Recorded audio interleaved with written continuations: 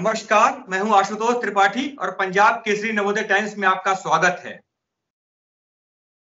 आज हम आपकी मुलाकात एक ऐसी महिला नेत्री से कराने जा रहे हैं जिन्होंने दिल्ली स्तर पर भारतीय जनता पार्टी में राजनीति की, दिल्ली नगर निगम में राजनीति की और अब वह राष्ट्रीय स्तर पर भारतीय जनता पार्टी में महिला मोर्चे की उपाध्यक्ष हैं।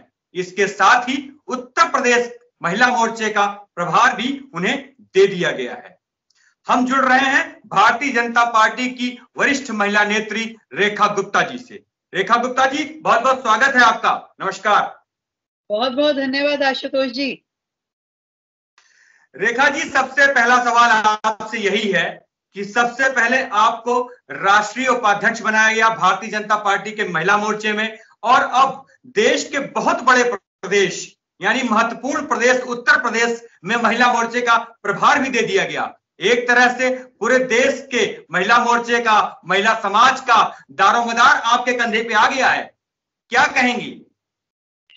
नहीं, इसमें तो कोई दो राय नहीं आशुतोष जी की ये बड़ी जिम्मेवारी है। पार्टी ने सच में मुझ पे विश्वास करके जो ये काम मुझे दिया है, तो पहले तो नेशनल लेवल पे एक ड्यूटी मिलना, क्योंकि देश भर में इतने राज्य है और इतने राज्यों में हजारों महिलाएं इस स्तर पे एक्टिव होती हैं, तो आपने कुछ लिमिटेड एक प्रदेश से एक नाम आता है, तो दिल्ली से केवल मेरा नाम नेशनल पे गया और मुझे उपाध्यक्ष के नाते जिम्मेवारी मिली। सच में मेरे लिए बड़ी सौभाग्य की बात है और बड़ी प्रेस्टिजियस मुझे पोस्ट मिली। और यूपी जैसे प्रांत का प्रभार, ये भी अपने आप में एक बहुत बड़ा टास्क है, बहुत बड़ा काम है, क्योंकि चुनावी वर्ष है, वहां चुनाव है और पार्टी ये सोचती है कि पूरी ताकत लगा के वहां चुनाव लड़ना है, और ऐसे में इतना बड़ा काम पूरे यूपी का प्रभार मिलना मेरे लिए सच में बड़ा सौभाग्य का विषय है। रेखा जी, चूंकि उत्तर प्रदेश में अगले वर्ष चुनाव होने हैं, निश्चित रूप से आधी आबादी का बड़ी भूमिका होती है और उस भूमिका के लिए आपको वहां का प्रभार भी दिया गया है। किस तरीके की चीजें सोच रखी हैं आपने? कैसे, चूंकि चुनावी वर्ष है तो आपको सामान्य दिनों से कहीं ज्यादा काम भी करना पड़ेगा, क्या रणनीति बना रखी है आपने? अभी तुरंत घोषणा हुई है, रणनीति तो पार्टी तय करती है। देखिए, रूट मैप तो उन्होंने बनाना है कि किस तरीके से आपने क्या करना है, पर हाँ, मैंने जो अपने मन में निश्चय किया कि मैं अपनी ओर से वहां पूरा समय लगा करके एक जो महिलाओं का मोबिलाइजेशन है, देखिए यूपी फिर भी उतनी एक्टिव महिलाएं जो, क्योंकि गांव भी है, समाज में ऐसा ऐसा क्षेत्र भी है जो कि मुख्य धारा से बहुत ज्यादा जुड़ा हुआ भी नहीं होगा, तो उन सब महिलाओं को, उन सब बहनों को भी मैं भाजपा की थॉट प्रोसेस के साथ जोड़ूं, मोदी जी की योजनाओं के साथ जोड़ूं। मेरा यही टारगेट है कि हमारी जो महिला मोर्चा की यूनिट होती है हर प्रदेश में अपनी, और यूपी की एक हमारी बहुत अच्छी एक्टिव यूनिट है, और वहां पर जो है 350 के करीब जिले हैं, 403 विधानसभा सीटें हैं, तो उन सब पे मेरा प्रवास हो, मेरा जाना हो, और वहां जो हमारा महिला संगठन काम कर रहा है उसको और मजबूती दें, और जो भी पूरी मोदी जी की योजनाएं हैं उनको धरातल पे हम लेके जाएं और महिलाओं को उसका लाभ मिले। मुझे लगता है कि मुझे अपनी स्ट्रेटेजी वाइज ये करना चाहिए, बाकी जो पार्टी रूट मैप देगी वो मैं फॉलो करूंगी। बिल्कुल ठीक है। उत्तर प्रदेश में योगी आदित्यनाथ मुख्यमंत्री हैं और निश्चित रूप से उनका राज बहुत ही सक्रियता के संग चल रहा है। कहीं ना कहीं आप अब सीधे उत्तर प्रदेश के लिए काम करेंगी, क्योंकि प्रभार आपको मिल गया है, तो इसमें कोई संदेह नहीं है कि वहां पे ज्यादा सक्रिय भी होना पड़ेगा आपको। योगी जी का शासनकाल चल रहा है, वैसे में आप वहां पे अपनी तरह से भूमिका निभाएंगी, निश्चित रूप से जो पार्टी की लाइन होगी उसके तहत काम करेंगी। क्योंकि उत्तर प्रदेश कहीं ना कहीं से दिल्ली से जुड़ा हुआ है, बगल में आपका गाजियाबाद, नोएडा, और उसके बाद फिर एक जुड़ाव, ज्यादातर उत्तर प्रदेश के लोग भी दिल्ली में रहते हैं और दिल्ली में आपने वर्षों से नेतागिरी की है, इसको लेके बड़ा लाभ आपको मिलेगा। क्या समझ पाती हैं इसको लेके आप? देखिए, दिल्ली, मुझे लगता है कई बार यूपी से जो हवाएं आती हैं वो दिल्ली को तो जरूर कहीं ना कहीं इफेक्ट करती हैं, और दिल्ली का कितना प्रभाव यूपी पे रहता है ये तो मैं नहीं कह सकती, पर हाँ, इतना नजदीक होने का कारण कि भी दिल्ली और यूपी जिस तरीके से जुड़े हैं, तो एक कल्चर में बहुत सिमिलैरिटी है, क्योंकि यूपी, दिल्ली का अपना तो कोई कल्चर देखो है नहीं, दिल्ली में हरियाणा के भी लोग हैं, यूपी के भी लोग हैं, बाकी अन्य प्रदेशों के भी लोग हैं, और यूपी का एक बहुत बड़ा वर्ग दिल्ली में रहता है। तो हमें अभी मेरे को प्रभार मिले हुए 2 दिन भी नहीं हुए हैं, और मुझे लगभग सैकड़ों लोगों ने ये संपर्क कर लिया कि अरे यूपी में फलानी जगह मेरा गांव है, और फलाना मेरा मायका है, फलाना मेरा ससुराल है, वहां मेरा भाई रहता है, वहां मेरे पेरेंट्स रहते हैं, फैमिली रहती है। तो ऐसे सैकड़ों लोगों ने तो अभी तक मुझे संपर्क कर लिया। तो मुझे लगता है कि उस सारी चीजों का लाभ हमें मिलेगा, एक जुड़ाव जो दिल्ली और यूपी का है, तो उसका हम कंसर्न जितना भी वहां ले सकते हैं जरूर लेंगे, और टारगेट तो वही है कि सरकार आएगी और आनी ही चाहिए। नहीं, बिल्कुल ठीक है। हर तरह से कोशिश की जा रही है कि एक बार फिर से योगी और भाजपा की सरकार उत्तर प्रदेश में बने। इसी तहत तरह तरह के परिवर्तन भी हो रहे हैं और नए नए नाम और नए नए पदाधिकारी जोड़े जा रहे हैं विभिन्न प्रदेशों से, खास तौर से उन जगहों से जो उत्तर प्रदेश से संबंधित हैं। निश्चित रूप से आप दिल्ली में वर्षों से अपनी राजनीति कर रही हैं और सक्रिय हैं, और बहुत जमीनी स्तर से सक्रिय रही हैं। निगम की आप वरिष्ठ नेता रही, उसके बाद प्रदेश में आपने भाजपा की नेतागिरी की, और प्रदर्शनों का दौर आपने काफी लंबा चलाया था, मुझे याद है। अच्छा, अब आपको क्या ऐसा लगता है कि चूंकि राज तो भाजपा का ही है उत्तर प्रदेश में, तो कहीं ना कहीं अब सुविधाओं को लेकर, या फिर जैसे कि चूंकि योजनाएं बड़ी चल रही हैं, उज्ज्वला योजना हो या फिर शौचालयों की योजना हो, कहीं ना कहीं कुछ चीजें ऐसी हैं जिसको देखकर आपको लगता है कि हाँ, आपके स्तर पर या संगठन के स्तर पर, भारतीय जनता पार्टी महिला मोर्चा के स्तर पर योजनाओं को लोगों तक पहुंचाने के लिए सक्रियता जरूरी है? देखिए, डेफिनेटली जरूरी है। मुझे ध्यान आता है, मैं स्मृति ईरानी जी के चुनाव में अमेठी गई थी। पहली बार जब हम उनके चुनाव में अमेठी गए तो वहां किसी भी प्रकार की सुविधाएं नहीं थी, मतलब कोई सड़क, कोई कॉलेज, कोई रेस्टोरेंट, कोई होटल, किसी भी प्रकार की सुविधा नहीं थी। अगले चुनाव में जब हम गए तो वहां पे थोड़ा उससे बेटर माहौल था। और जब हम गांव गांव जाकर के मीटिंग लेते थे तो वहां की महिलाएं हमें बड़ा, मतलब बहुत बड़ी संख्या में मीटिंग में ज्वाइन करती थी और कहती थी कि मोदी जी ने हमको सिलेंडर दिया है, मोदी जी ने हमको मकान दिया है, मोदी जी ने हमको इज्जत घर दिया है। और इतना अच्छा माहौल था, और जिसका रिजल्ट भी हमें मिला, स्मृति जी जिस तरीके से चुनाव जीती। तो उसके बाद जब दिल्ली में हमने चुनाव लड़ा विधानसभा का, तो हम लोगों को क्या कहते थे, अरे आपके गांव में रिश्तेदार रहते हैं ना, उनको मिला ना शौचालय? वो हाँ हाँ मिला। उनको सिलेंडर मिला ना? हाँ मिला। तो ऐसा जब गांव में दिया है तो दिल्ली में सरकार आएगी तो दिल्ली में भी देंगे ना। तो ऐसा करके हम यूपी की सुविधाएं या बाकी अन्य प्रदेशों की सुविधाओं को दिल्ली में बताते थे कि देखिए आपके, और लोग एडमिट करते थे कि हाँ मुझे सिलेंडर मिला है, मेरे शौचालय बना है, हमारे परिवार में मकान भी मिला है। तो इतना काम वहां पे धरातल पे हुआ है, और वो काम लगातार हो रहा है, वहां योजनाएं दिखती हैं, लोग एडमिट करते हैं। और यही कारण है इतनी बड़ी जीत जो पिछली बार मिली। और इस बार भी कहीं भी आप बात करते हैं तो एक पॉजिटिव एनवायरनमेंट पहले से ही है। वहां किसी जाति विशेष का या इसकी बात लोग कम करते हैं। वो कहते हैं जी योगी जी बहुत बढ़िया काम कर रहे हैं, मोदी जी बहुत बढ़िया काम कर रहे हैं। तो दिखता है, काम होता है तो दिखता भी है। बिल्कुल। रेखा, चूंकि अब आप राष्ट्रीय स्तर पर राजनीति में सक्रिय हो गई हैं और बहुत बड़े प्रदेश का प्रभार भी मिल गया है, तो आपसे अब राजनीति की भी बात करनी जरूरी है।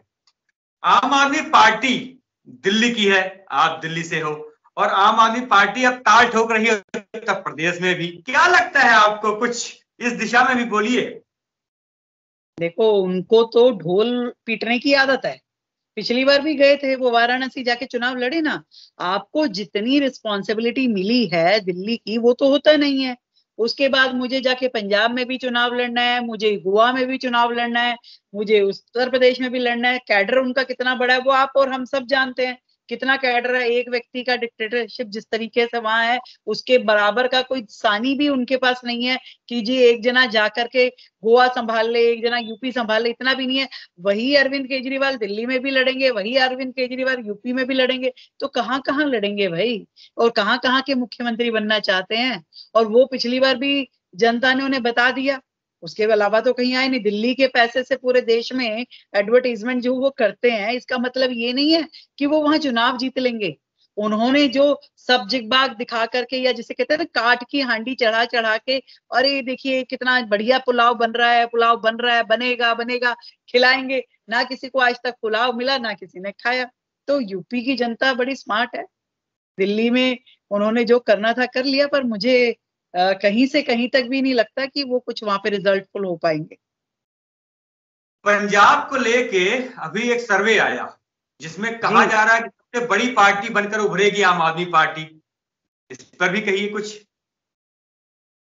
देखिए, पंजाब में क्या होगा ये तो वक्त बताएगा, पर वहां के जो पॉलिटिकल समीकरण जो हैं वो बहुत ही अलग प्रकार से चल रहे हैं। और इस समय जो ये किसान राजनीति में चलते हुए जो कांग्रेस की दोहरी भूमिका है, फिर उनका अंदर का बाइफरकेशन, बहुत सारी चीजें वहां चल रही है। और फिर जिस तरीके से गठबंधन टूटना जुड़ना, वहां की राजनीति एक अलग प्रकार की है। हम ये नहीं कह सकते कि वहां का रिजल्ट क्या होगा क्या नहीं होगा, पर कुछ भी जो वहां चल रहा है वो देश के हित में और पंजाब के हित में तो नहीं चल रहा है।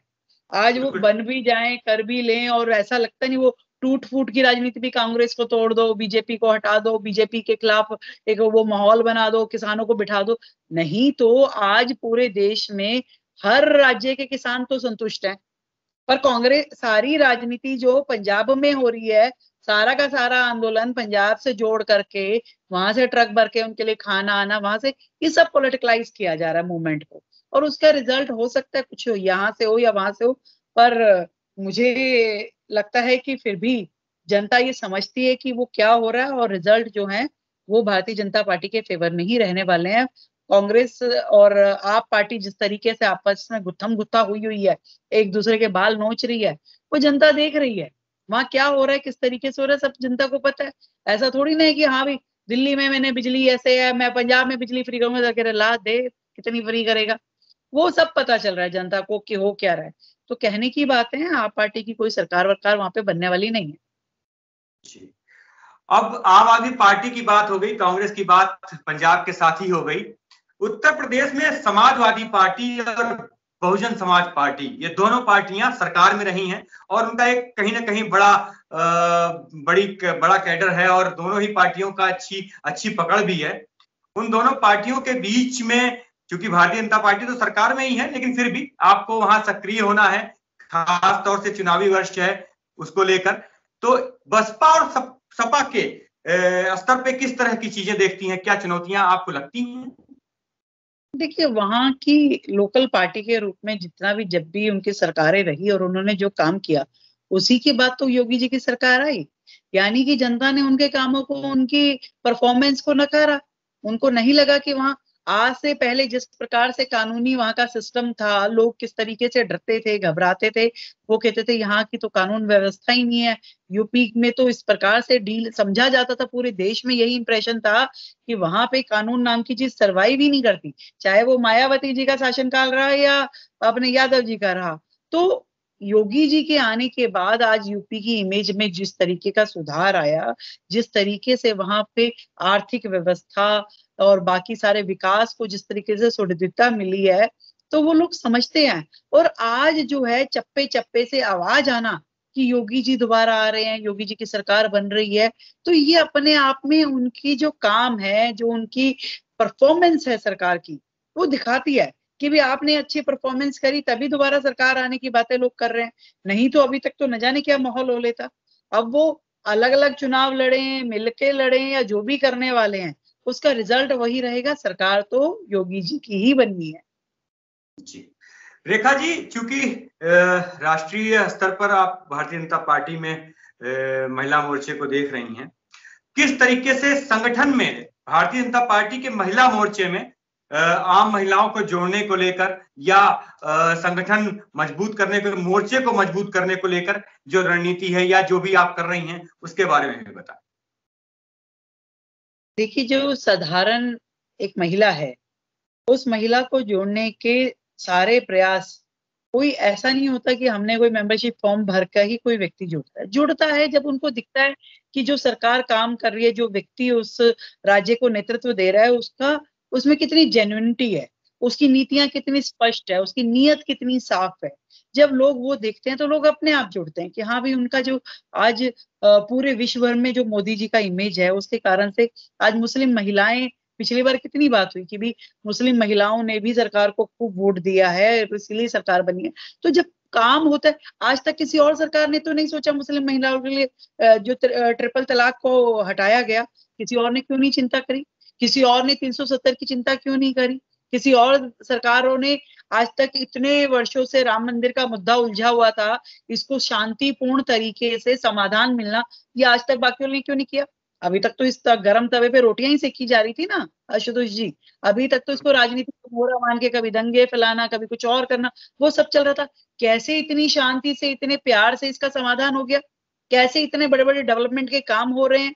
तो ये जनता देख रही है ना, और खासकर महिला जरूर देखती है ये चीजें। महिला बोलती कम है परंतु समझती बहुत सारी चीजें। जब उसके घर में खुशहाली आती है, जब उसके चेहरे पे मुस्कुराहट आती है, तो वो समझती है कि ये मुस्कुराहट मुझे सरकार की वजह से आ रही है। आज यदि मेरा पति कुछ कमा धमा के घर पे ला रहा है, मेरे बच्चों को अच्छी शिक्षा मिल रही है, अच्छे स्वास्थ्य की परियोजनाओं से मैं जुड़ पा रही हूँ, तो उनको ये समझ में आती है कि कौन कर रहा है, ये सरकार कर रही है, और वो अपने आप जुड़ती हैं। आज हम राजनीतिक रूप में अगर बैठ के करें, वो हजारों की संख्या में वहां महिलाएं जुड़ती हैं, तो वो इसलिए जुड़ती हैं कि उनको विश्वास है कि जिसकी सभा में हम जा रहे हैं, किसकी बैठक में हम जा रहे हैं, ये व्यक्ति, ये नेतृत्व एक भला मानस है, जो सच में यूपी का भला करना चाहता है, जो सच में देश का भला करना चाहता है, और इसलिए वो जुड़ रहे हैं। और उसी पैटर्न पे मुझे लगता है कि हमें एज ए महिला मोर्चा भी चलना है कि जितनी योजनाएं हैं, क्योंकि एक एक योजना वो है। अरे आज तक तो किसी प्रधानमंत्री ने नहीं सोचा कि शौचालय चाहिए आशुतोष जी। अगर कोई प्रधानमंत्री लाल किले की दीवार पे खड़ा होकर के शौचालय की बात कर रहा है, तो सोचिए ना उसके अंदर कितनी सेंसिटिविटी है, कितना वो सोचता है महिलाओं के लिए। उसने इस देश की धरती पे जन्म लिया, उसे पता है कि हमारे देश की बहनों को, बेटियों को क्या समस्या है। वो राहुल गांधी को नहीं पता, उसको नहीं पता कि टॉयलेट के बाहर टॉयलेट जाना पड़ता है। उसको पता है कि हाँ भाई, उसको पता है हर घर में इंग्लिश सीट लगी हुई है, टॉयलेट जा रहे हैं लोग। पर मोदी जी को ये एहसास था, उन्होंने किया ना।